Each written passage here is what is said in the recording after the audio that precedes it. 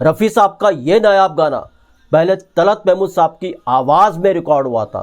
राजेंद्र कुमार को इससे थी आपत्ति। रात ही को नंगे पांव दौड़े संगीतकार के घर और कहा तलत महमूद को हटाओ, रफ़ी साहब को लाओ। मगर यहाँ पे दिलचस्प बात यह, रफ़ी साहब ने भी इस गीत को गाने से कर दिया था इनकार। तो फिर कैसे तलत महमूद को हटाया गया, फिर कैसे रफ़ी साहब से गवाया गया, बड़ा दिलचस्प ये किस्सा और कौन सा गीत है ये भी मैं आपको बताऊंगा। दोस्तों बने रहिएगा वीडियो के अंत तक मेरे साथ। अगर आप YouTube पर मेरा वीडियो देख रहे हैं तो सब्सक्राइब ज़रूर कीजिएगा, बेल आइकन भी प्रेस कीजिएगा ताकि नोटिफिकेशन आप तक पहुंचते रहें। अगर आप फेसबुक पे देख रहे हैं तो पेज को फॉलो ज़रूर कीजिएगा, वीडियो को शेयर ज़रूर कीजिएगा। नमस्कार, मैं महेश कोहली बॉलीवुड संगीत के सफ़र से।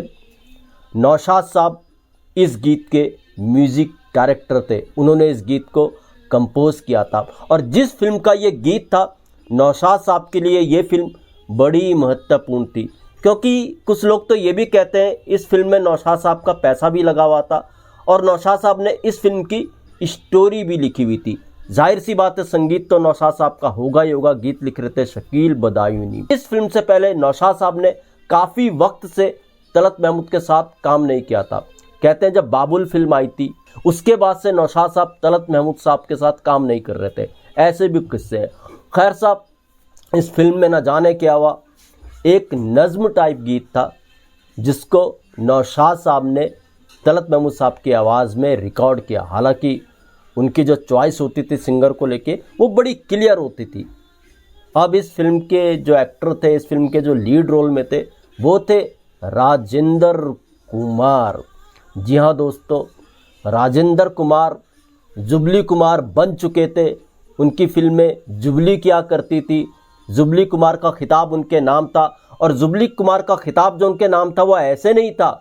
जी हाँ, राजेंद्र कुमार भी इस बात को जानते थे।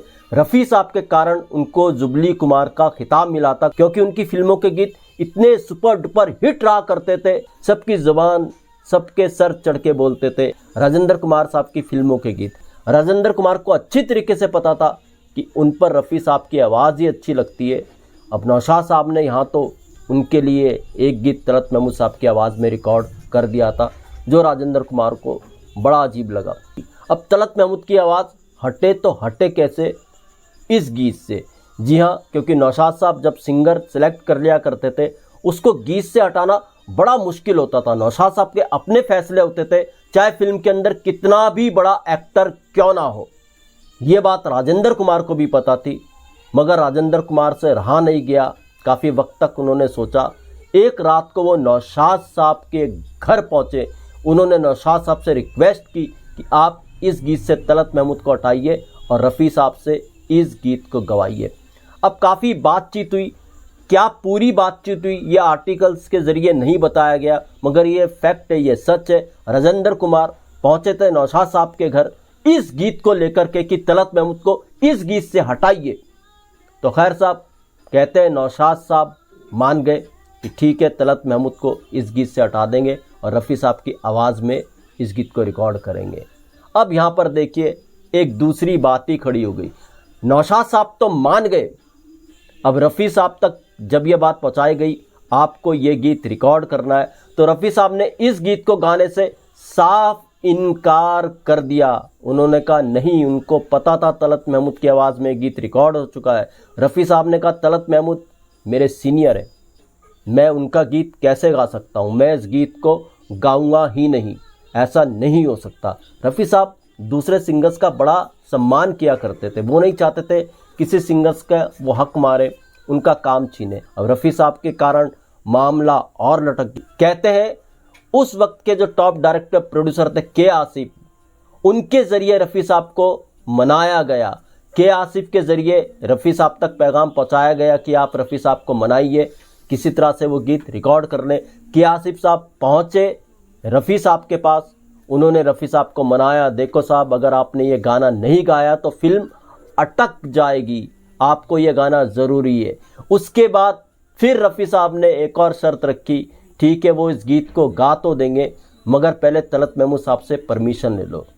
तलत महमूद साहब ने इस गीत के लिए रफ़ी साहब को परमिशन दे दी, तब ये गीत रफ़ी साहब की आवाज़ में रिकॉर्ड हुआ और आज भी ये गीत पॉपुलर है, सुपर डुपर हिट है, लोगों के दिलों पर राज करता है। जी हाँ, ये गीत कौन सा था? ये गीत था फिल्म पालकी का, जो 1967 में आई थी, और ये नज्म टाइप गीत था। कल रात जिंदगी से मुलाकात हो गई, लब थर थरा रहे थे मगर बात हो गई। जी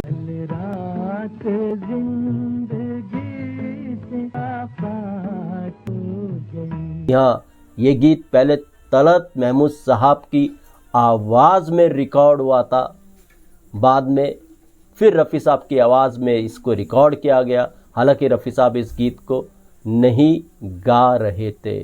कहते हैं पालकी फिल्म जब बन रही थी, काफ़ी अड़चने पालकी फिल्म के साथ आई। इसके जो पहले डायरेक्टर थे एस यू सनी, उनकी डेथ हो गई थी एक सेट पर। फिर दूसरे डायरेक्टर आए महेश कौल, उनकी भी तबीयत ख़राब हो गई थी। फिल्म किसी तरीके से ये रुक गई थी। नौशाद साहब ने इस फिल्म को कंप्लीट कराया, खाली संगीत ही नहीं दिया पालकी के अंदर, इस फिल्म को कंप्लीट भी कराया। हालांकि कहते हैं पालकी वहीदा रहमान और राजेंद्र कुमार की जो ये फिल्म थी, सिनेमाघरों में वो कमाल नहीं दिखा सकी, मगर हाँ इसके गीत बड़े नायाब थे। और हाँ, इस फिल्म की स्टार कास्ट में राजेंद्र कुमार, वहीदा रहमान थे, मगर जो इसकी जो पहली चॉइस थी बतौर एक्ट्रेस, वो वहीदा रहमान नहीं थी। पहले सायरा बानो जी को इस फिल्म के लिए लिया जा रहा था, मगर उन्होंने इस फिल्म में काम नहीं करा। तो दोस्तों, ये था एक नायाब गीत का किस्सा, जिसको पहले तलत महमूद साहब की आवाज़ में रिकॉर्ड किया गया था, बाद में इसको रफ़ी साहब से गवाया गया। तो ऐसे भी किस्से में, ऐसे किस्से में आपके लिए लेकर के आता रहूँगा। मैं इसको लिखो दीजिएगा इजाज़त। Good bye, good luck and take care.